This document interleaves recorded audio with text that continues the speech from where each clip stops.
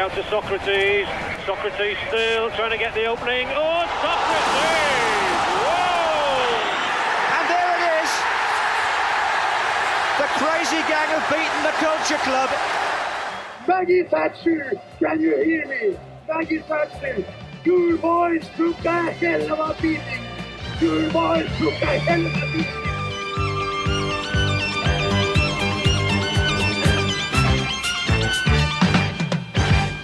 Welcome to Module subsection 1.04. It is 1979-80 revisited, and we are towards the end of September now. Dave, this is a Titanic one. This is the game that, as the 1970s bridges the 1980s.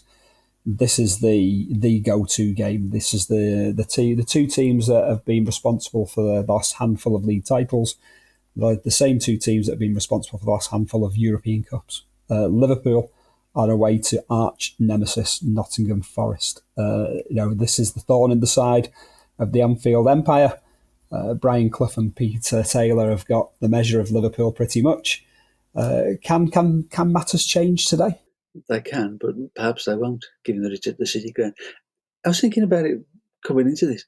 I mean, as a rivalry, we've never really had anything quite on the scale of this since. I mean, domestically, perhaps we have, Manchester United, Arsenal, or Liverpool, Man City over the last few years. But this went beyond the first division. This was Europe as well. I mean, these were the teams that were going to win the European Cup. Obviously, Forest famously knocked Liverpool out the previous season in the European Cup. I mean, this was a Titanic thing, wasn't it? And, you've got such conflicting managers in, Bob Paisley, who could hardly be any more understated than he was, roaming around in his carpet slippers. And then you got Brian Clough trying to gobble up every column inch known to man at the other end. It was a really interesting contrast to things, and particularly a contrast to styles as well, as we'll come on to during the game. But Forest, for that little period, there are always teams that seem to be, we used to call them the bogey side, but it was more than that. That kind of kryptonite to the other side. Klopp used to be that to Guardiola quite a lot of times, didn't he? That Liverpool always had that ability to stop Manchester City in games, if not necessarily in the title race. And Forest, I think, were the same for Liverpool. And I guess some of that is how they played the game. And I think a lot of that is the manager. Because I always used to think in that sort of imperial period at Liverpool, you were beaten before you went on the pitch. Most teams, they'd already decided that they were going to get beaten. Well, if we get away with a 2-1 or a 1-0, it hadn't been a bad afternoon's work. And Brian Clough was never going to be accepting that kind of stuff. And I think that was unusual at the time against Liverpool. And it was unusual for Liverpool as well, because they didn't necessarily have that sort of comeback at them all that often, because they were just so dominant. So they were not always explosive games or thrilling games, but they were always really kind of intriguing games. The chess match of cliche, I suppose, and this was another one of those. It very much was. Two contrasting styles, but Brian Clough, as part of this, clearly uses a lot of Liverpool as a template. He idolised, Bill Shankly. He had so much time for Bob Paisley. I can remember Clough doing a behind the scenes kind of, delve into Anfield and all of that. And he always spoke in such glowing terms of what Liverpool did and what they represented and how they did things. And he clearly took a lot of the Liverpool template into building his Forest, but putting his own top hat on that and his own approach to how matters were on the pitch. Yeah, that Forest were just a massive, massive thorn in Liverpool's side. Members of the Generation X, as I am, for those who are probably kind of like 3 or 4 years older than I am, 5 years, maybe half a decade older than I am, upwards, still to this day have needle when it comes to Forest. I have a little soft spot for them in many respects because I think my coming to football 79-80 of being full time switch on now is just at the time when Forest ebb away or begin to ebb away. They will reach the League Cup final, they will win the European Cup, but as far as being a direct threat to Liverpool, that kind of, this is the nadir of that 1979-80, without a shadow of a doubt. So in a way, those wounding moments came just before I was fully absorbed in it all. So I kind of bypassed that. But if you're just a few years older, a friend of mine, Carl Kopak, it's the red mist when it comes down to all things Nottingham Forest to this very, very day. Liverpool go into this without Ray Clements. He's got a virus, Dave. We are without David Johnson, who we mentioned in the last subsection module, was scoring goals for fun at this point in time. He's nursing a thigh injury, which brings Fairclough into play. Colin Irwin's on the bench just in case the returning Alan Hansen isn't up to it. And this is a problem for Liverpool, especially the loss of Clements. But Johnson, though we spoke about in the last episode, the importance of Johnson falls under the radar. But here's a day when he's not involved, and we'll come to the outcome. But it's not a good one for Liverpool. You can see what David Johnson. This is very often the case with footballers, isn't it? You can see what they do when they're not there better than you can when they're actually playing, and you can see, for all that David Fairclough, scored loads of goals for Liverpool and was, very influential for a period of time. David Johnson knits things together better, and I think he's a better goal scorer. He gets in better positions, and he's a better four for Kenny Dalglish as well. The two of them work better together, I think. And obviously they'd played for pretty much a full season there, hadn't they? Perhaps a bit longer than that together. So, they knew one another's game, and you can see that it's not quite as fluid up front in this game for Liverpool. Now, part of that's down to, credit to the way Nottingham Forest defend as well. Larry Lloyd and Kenny Burns, fairly uncompromising central defensive pairing, I think we can safely say. Larry Lloyd, again, he goes under the radar. When we did the 70 series, if I remember right, I nominated him for Mount Rushmore for winning the title with Liverpool and with Forest, and winning a European Cup and all of that sort of stuff. Those two were the foundation with Peter Shilton behind them of everything that Nottingham Forest did. So scoring goals against them was never easy anyway. And if you've lost David Johnson, that's going to make for a tough afternoon. It is going to make for a tough afternoon. The Forest lineup here, Peter Shilton, I know he often gets a rough ride on podcasts that we're involved in, Dave, but this is kind of Peter Shilton, though, isn't it? I think, late, say about his move, certainly those Forest years, he's undeniably at his best, and he's one of the best goalkeepers going, in world football at this point in time. He's got that defence, as mentioned, Larry Lloyd and Kenny Burns, but there's also Viv Anderson at right back, Frank Gray at left back, who's a recent addition, the uncompromising midfield of John McGovern, Martin O'Neill, who can do a little bit of everything. He's kind of Nottingham Forest Terry McDermott in many respects here. John O'Hare, is in there doing the ugly things. John Robertson with the all the flair in the world on the wing, and it's Gary Birtles and Tony Woodcock up front. That's a fearsome Forest lineup, Dave. It is. It's very much the classic side, I suppose, other than Frank Gray coming in a bit later. It's sort of an unbalanced kind of team in a way, isn't it? There's John Robertson on the left hand side. There's no real alternative on the right, other than, I suppose, Viv Anderson does that job. He's almost an auxiliary winger down the right hand side. That kind of lopsided formation has become a thing again now. 40 odd years later, there's a lot of teams that sort of play that way. But John Robertson, he genuinely was an absolute genius, John Robertson. As you say, Peter Shilton, this is Peter Shilton. This is Shilton at his best at the time when he was as good as probably Ray Clements. Not better, let's make the point. But, absolutely. But he was up there. He wasn't far behind, was he? So you've got him in goal, and you've got John Robertson, who was a magnificent player on the left-hand side. They're a very workmanlike team, I always think, Nottingham Forest. People look back to it and say, they played great football and wonderful football. They played some nice football, no question about it, but they are really workmanlike. And then they've got two or three outstanding players who light the thing up, like John Robertson in particular. Tony Woodcock as well, I always thought was a really good player up front. But they are very much, what do you say now? They play on the transition. they soak it up. They soak it up. They soak it up. And then when they get the ball, bang, they're trying to hit you with John Robertson. That, or maybe Viv Anderson. That is, I'm simplifying it ridiculously there, obviously. But that's broadly what Nottingham Forest do, isn't it?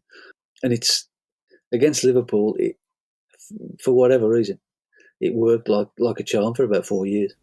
It did. It was for Liverpool at this point in time. It's like hitting your head against a brick wall. You've got all the talent in the world. Most teams bow down to you. Forest, just an absolute thorn in the side, and not only that, they were going toe to toe for the big prizes as well. I get why those who are maybe 3, 4, 5 years older than me still to this day cannot warm to Nottingham Forest from a Liverpool sporting point of view.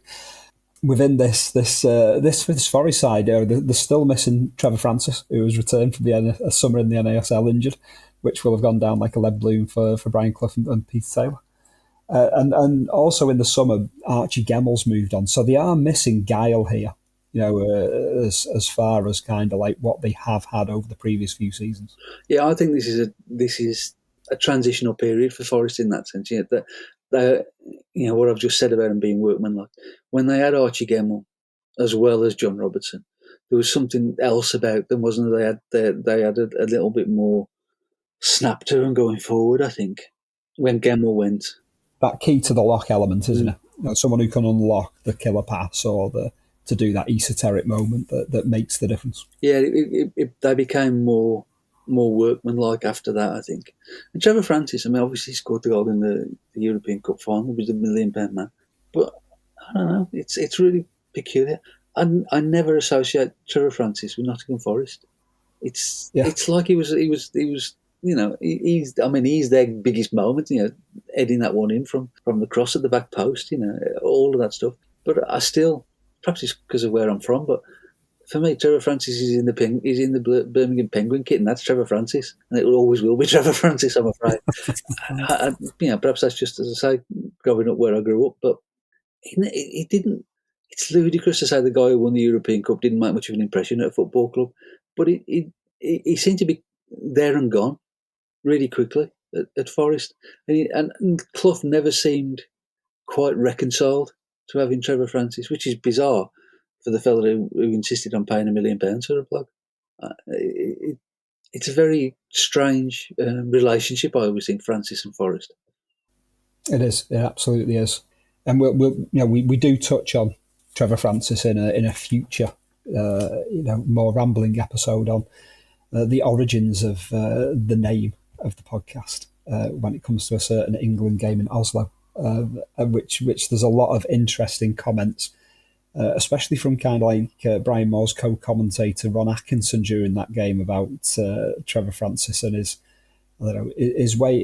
ability to, should we say, disappear during games sometimes. That clearly rankles with top First Division managers at that point in time. It could have been a reason why it was Kenny Dalglish rather than Trevor Francis that tips up at Liverpool in the summer of 1977 also. Everyone could be onto a pattern of things here, Dave. But as far as this game, particularly at the City Ground, late September 1979, Liverpool do make a bright start. Dave Fairclough does break through on goal on Peter Shilton, and evades a very crude attempt at a tackle by Kenny Burns. But Viv Anderson does some great work in coming across to cover, which I think does as much to put Fairclough off his stride running in on Shilton than the advance in Shilton does there. It's a combined thing between Shilton's save, but also Viv Anderson, flying at speed from Fairclough's left, and closing in as he gets towards the site of goal. But regardless of either, this is a golden opportunity for Liverpool to make the afternoon very different to the outcome it would be. Forest were one of those teams that you wanted to score first against, because if they scored first, it was going to be very difficult from there on, And they were defensively. That was everything that Forest were. They were just so good defensively through that period. It was very difficult to score goals against them. Peter Shilton, obviously, Burns and Lloyd and whatnot. Kenny Burns was amazing, really. Again, I remember him very well at Birmingham City as a centre forward who used to kick people as a centre forward. So I suppose it wasn't that big a surprise that he went back to be a defender. But he was a terrific player. he was the Player of the Year, wasn't he? Football Writers Player of the Year at one point. He was. Yeah. Which is an amazing thing for a fellow who's effectively having a second career, really, by playing at the back. But he was a dominant figure, and he's just one of those Brian Clough type characters in every regard. But if Forest are at it defensively, you're going to have a very difficult afternoon. They were as difficult to score against, I think, as any team in that period of time. In that really imperial phase that they had for those 3-4 seasons. I mean, this is a Forest side that it's closing in fast on 3 years since they've lost at the City Ground in any competition. You cannot underestimate just how difficult it was for teams to go to the red side of the River Trent on a match day. It was ludicrous. Liverpool do have another opportunity to score before the interval. Somehow the ball goes wide of the post. A combination, I think it's Ray Kennedy fluffs an effort, Fairclough's in there, and I think it's a Forest player who eventually puts it just wide of the post, bizarrely. And Liverpool do concede, not long after that. It is entirely against the run of play. Gary Birtles is once again the bête noire of Paisley and his defence, capitalising on what was a double error by Phil Neal. First he's dispossessed in the right back position, and then he comes across, and when the cross comes in from John Robertson, he sticks a heel out, deflects the ball into a better position almost for Birtles than it would have done had the ball been allowed to run through. Just an instinctive thing, one of those where it's totally understandable. The defender's made the effort, but unwittingly as being culpable in their undoing. This is a very Forest goal that matches this first half down to a T. Absolutely, it's classic Gary Birtles, classic Forest. But I mean, for all that Liverpool had the better of the play, I mean, Steve Grizovic deputising for Ray Clements. He's got Ray Clements' gloves on, glove watchers. There's been a free kick from the right-hand side that has sailed above Grizovic, who's done the classic goalkeeper thing. It's an indirect free kick, as it turns out. He's done the classic goalkeeper thing of trying to stop it, missing it completely, going over his head, and then looking around. Oh, yes, I knew it was an indirect free kick. Don't worry, I was perfectly fine with that. And he fumbles a couple of crosses and stuff. And you think, well, just how good Ray Clements is and how good Peter Shilton is at the other end. Obviously, Grizovic went on to a great career, 500 games for Coventry or whatever it was, cup winner, and so on. But I mean, I think when the goalkeeper's playing like that, it just sets the rest of the defence on edge. You've got Alan Antononi just coming back from injury, so I think everybody's a little bit brittle, maybe at the back. And as you say, I mean, you can entirely understand what Phil Neal's trying to do, and it's just an unfortunate deflection and whatever. But it kind of sums up the fact that although Liverpool are dominant at the back, they look a bit iffy without Ray Clements there. They do. It's a very nervous first half from Steve Grizovic in this one. He settles down a bit in the second half, makes a couple of saves, and it's much more accomplished, what you would expect of a Steve Grizovic performance. But yeah, the nerves are massive, clearly, in that first half. Intriguingly, he'd played at the City Ground 7 days earlier for Liverpool's reserves and kept a clean sheet, which clearly came a week early as far as the first team was concerned. This is a game where the second half is I don't know, it's a work of Machiavellian art in many respects. I think having seen the footage, there's a degree of strangulation. As you mentioned before, Forest get that first goal, you're really up against it, and this is clearly very much the example of that. Liverpool struggle to create openings. That propensity of David Johnson to drift wide, to allow midfielders to come ploughing through, particularly Terry McDermott, just isn't there. What you've got here is the speed of David Fairclough, the attempt to utilise that, which gives a very different demographic up front. So Liverpool have a very different demographic to what they're used to, or were used to seeing of them at this point in time in the final third and the defensive third in that respect. And the midfield is just it's an unmitigated demolition derby type of thing. When you've got John McGovern going up against Graham Souness as part of this, and there is a classic picture of Souness and McDermott getting to literal grips with John McGovern from the FA Cup game that will take place between the two at the City Ground later in the season, which I'm sure we will come to on this Odyssey. It was very much kind of like a painting by numbers second half for Nottingham Forest, and a lesson in frustration for Liverpool. That was a great quality of Forest, I think, at that period of time, because they could play in different ways. They were very adaptable. If they were playing a normal team, they could be, they could really play. They could turn it on. They could be expansive. They'd want the ball. They'd pass it around nicely. They'd utilise John Robertson. They would utilise Viv Anderson. McGovern would have the ball all the time, and he'd just make things tick over. Martin O'Neill was everywhere. And they would swamp you if you were a normal side. But when they played, some of the better teams, when they played Liverpool, when they played some of the European games, they were quite happy to say, right, all right, you have the ball. We don't want it. You have it. We're not going to let you do anything with it, but you have it anyway. And then at some point, we'll have the chance to knock the ball to the fat lad on the wing, and he'll cross it, and we'll score a goal. And and it's not that many teams that can play in those very different styles of football, but that was one of the great things about that Forest team. They're good individuals, but everybody was, as with Liverpool, everybody was subordinate to the team. The team mattered more than the individuals, and they could play in those different ways. And when they played Liverpool, I think Brian Clough recognised that Liverpool were a better team per se. So let's not go toe to toe with them, because they'll probably win. What we'll do is we'll just stop them playing, and then at some point we will get a chance and we'll score and we'll win 1-0, which is exactly how this game went, and how one or two games went between the sides. And that again, probably Clough doesn't get the credit for that. Clough and Taylor don't get the credit for that, because there's not many teams that can play so differently from one game to another. But they had it down to a fine art. They absolutely did. The Liverpool mantra at this point in time was generally considered to be, we don't worry about the opposition, they worry about us. But Nottingham Forest was the absolute exception that could tie them up in knots with that approach. It made, like I said earlier on, not a classic game, but it made for fascinating viewing in that respect. That there's a high degree of strangulation. It's like watching. We've got World of Sport on once ITV switched the cameras back on, obviously, and there's giant haystacks and Big Daddy doing the chokeholds, and it's Forest on successfully doing the chokehold on Liverpool in this one.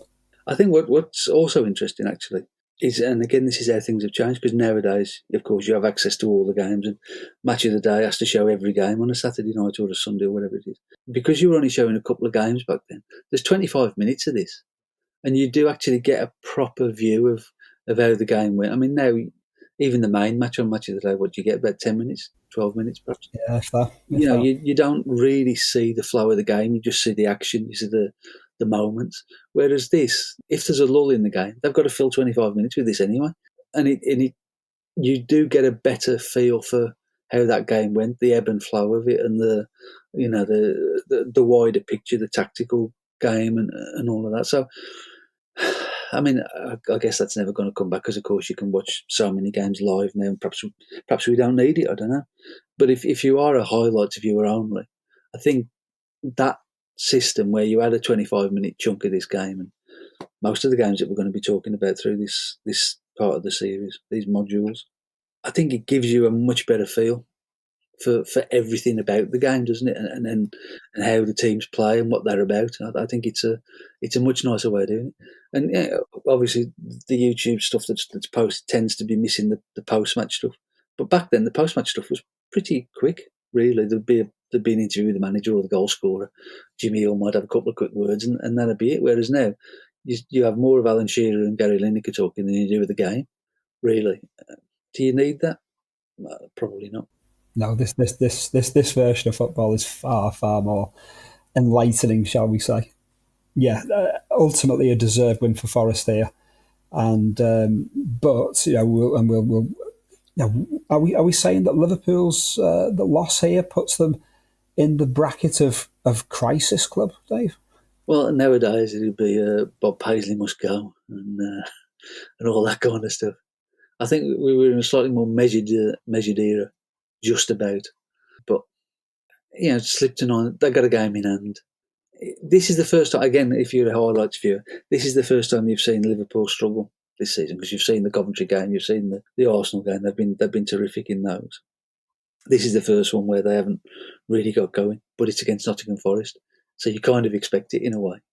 There's still a lot more to come, and also they've obviously got the European Cup on the mind as well. They come to the Tbilisi game, don't they, coming up? So there's probably a little bit of concentration on that, having lost the European Cup the previous year to Forest. There's obviously a focus on trying to get it back.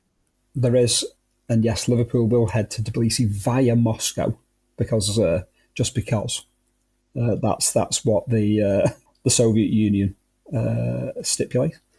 And a chastening 3-0 defeat. I mean, a couple of minutes before the end of this game, Alan Kennedy limps off with a groin strain, to be replaced by the aforementioned Colin Irwin. Alan Kennedy will not be fit for the game in midweek. There are repercussions for Liverpool. Forest are off to, I think, Sweden, where they will progress to the next round of the European Cup. Liverpool will go out. So it is a tricky time for Liverpool, this. Before long they will snap to, as Liverpool do. But yeah, these are difficult days for Liverpool. Absolutely, they are, and particularly, ultimately when that European Cup thing happens, that'll be a real blow. 2 years of early exits. But it's interesting. We talk now about when players get injured, as though players have never been injured before, and it's only now that we're playing so many games that the players are getting injured. But I mean, we've seen Liverpool twice on Match of the Day now in the first 3 or 4 weeks, and we've had Alan Hansen missing, we've had Ray Clemens missing, we've had Alan Kennedy limping off, we've had David Johnson missing. That's football. Football has always had injuries. That it's particularly then it was a proper contact sport then, as opposed to what we've got now. So you wonder, have people got no context anymore of what this game actually is? We're only getting injured now. No, we're not. This is how it's been.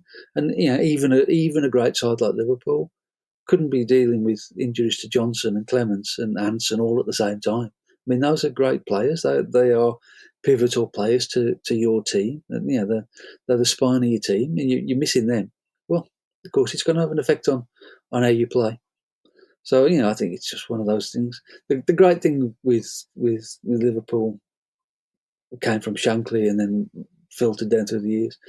It's a marathon, not a sprint. And it's become the cliche of all cliches. But, there's truth in that. Just because you've had a bad fortnight, big deal. There's another 24 miles left. Yeah, absolutely. But with the sunshine still poking through the clouds at this point of the season, it does give hope for everyone else, doesn't it? Well, as Liverpool, that was always the thing. It's the hope that killed us all off. Yeah, the late September travails of Liverpool are giving everyone else a little bit of hope that would be extinguished, certainly in the league as we go along.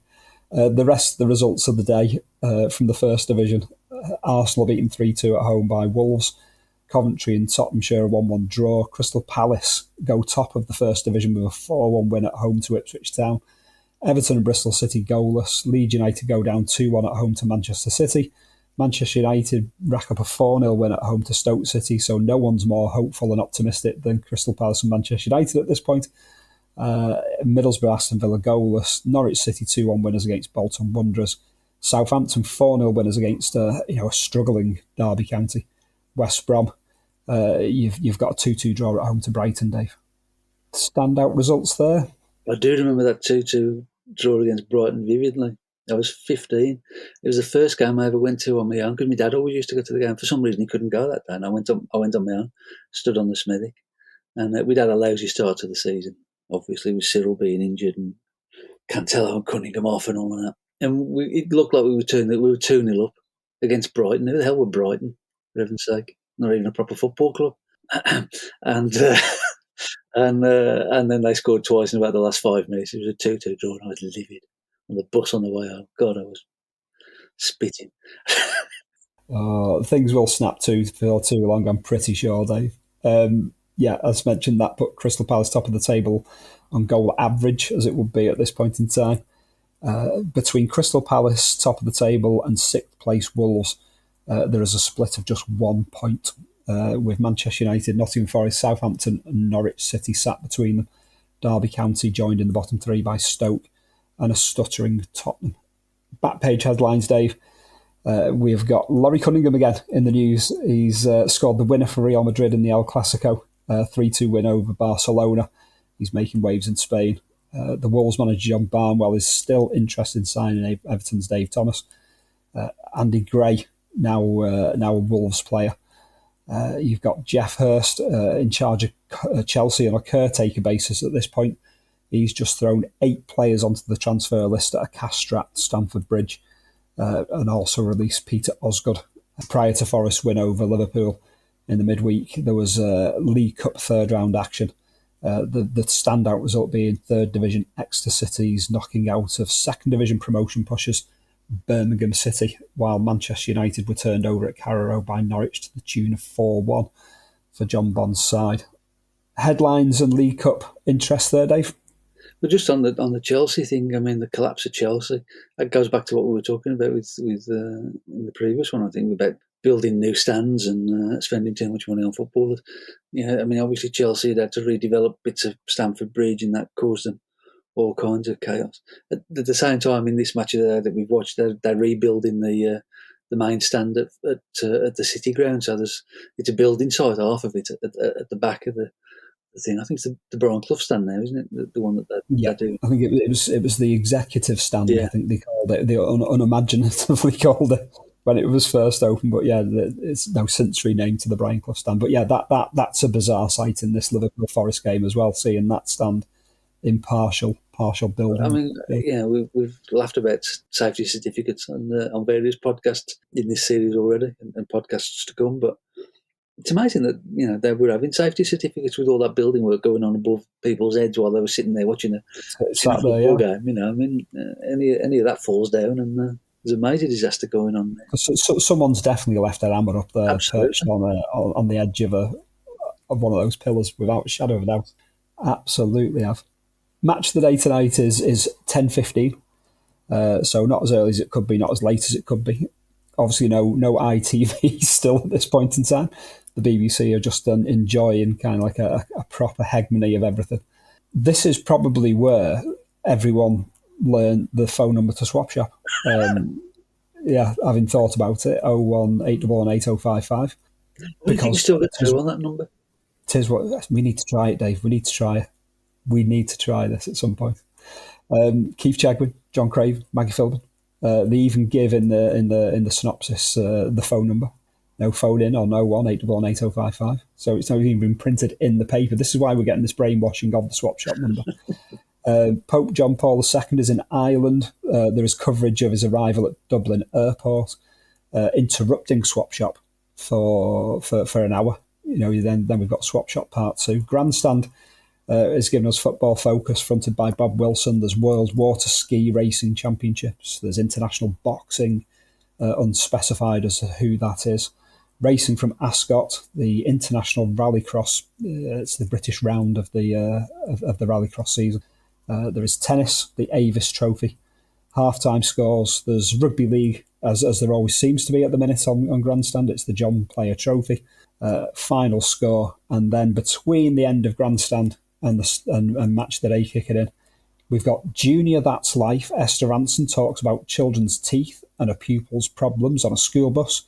We have Doctor Who, City of Death. Doctor Who and Romana become involved in a plan to steal the Mona Lisa. Larry Grayson's Generation Game, Secret Army.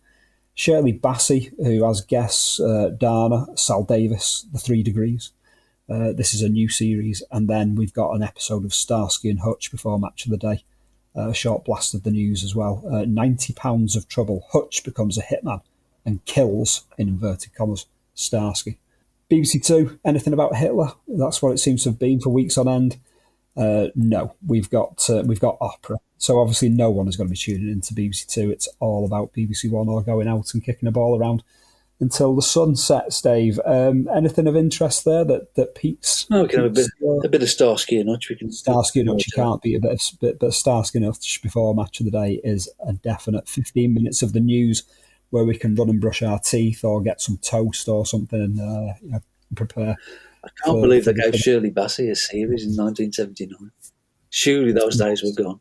No, not at the BBC, Dave. Not at the BBC. To end as well, we will throw in some Romark news.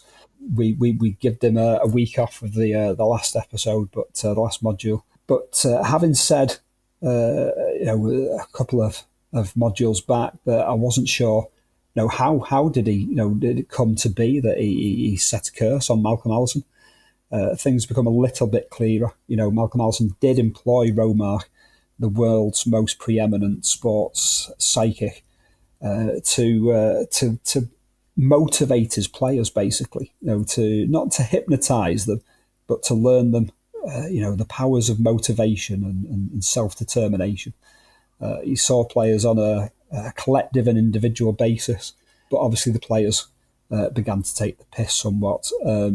He was going to do an on-pitch. He was going to try and hypnotise the supporters at Selhurst Park, or transmit this message of positivity. Good luck with that. Well, this is the thing.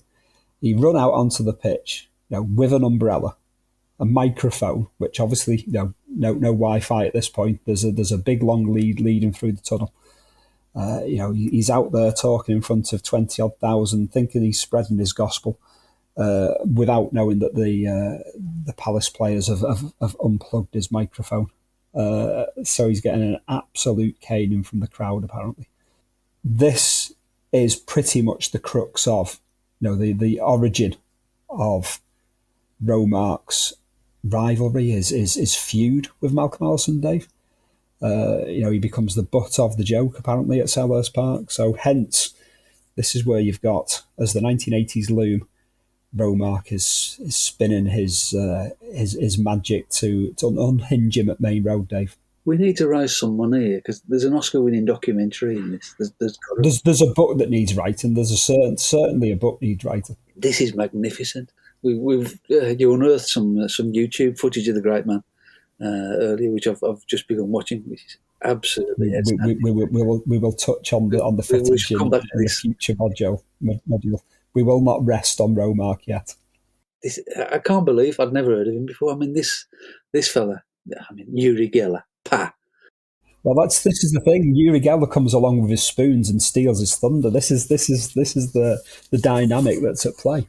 What are spoons compared with Selhurst Park? I mean, really, it's not a contest.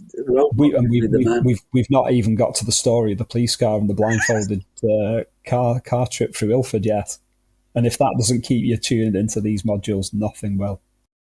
Perhaps we should give up this football bit and just do a Romark podcast. The Romark special. The first member of the Your Boys Took a Hell of a Beating Hall of Fame, without shadow of doubt, in the making. Yes. Dave, brilliant once again. And we cannot end without some Romark chat. We did last time and it was a crime. This will continue for a few more modules to come. Dave, thank you again once again. That's been brilliant, and I look forward to the next subsection module. It's been an absolute joy, and God bless all those people who've been putting all the episodes of Match of the Day up on YouTube. We can only thank you from the bottom of our hearts. We are very, very thankful. Keep doing this sterling public service. Vital national work. Vital it is. All that leaves me to do is say thank you and goodbye. Please do join us again very soon.